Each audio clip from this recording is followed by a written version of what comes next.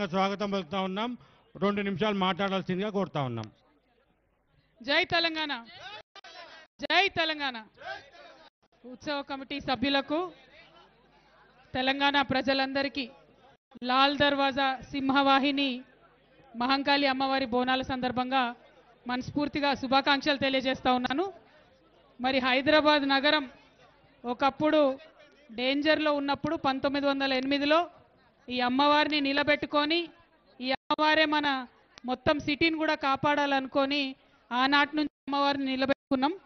మరి 1908 అంటే దాదాపు 120 సంవత్సరాల నుంచి కూడా మనం అమ్మవారిని కొలుస్తూ ఉన్నాం.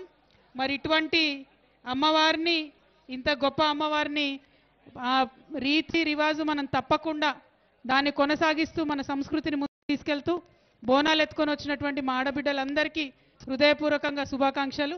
అదేవిధంగా మా ఆడబిడ్డలు బోనాలు వేయడానికి వారికి సహకరిస్తూ ఇంత పెద్ద ఎత్తున ఏర్పాటు చేసిన మా అన్నదమ్ములందరికీ కూడా హృదయపూర్వకంగా శుభాకాంక్షలు.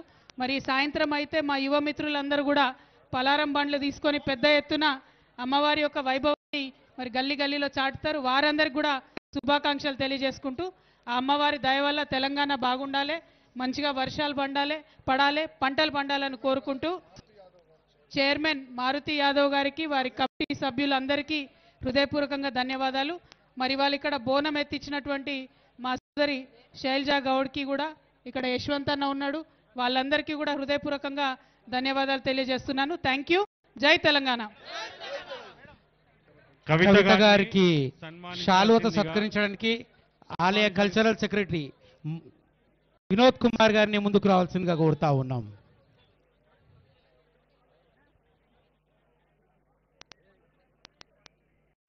థ్యాంక్ యూ అమ్మా.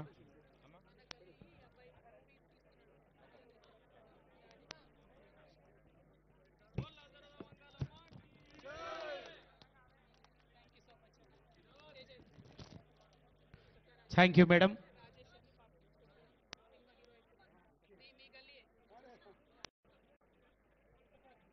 రాజేష్ ఒకసారి మాట.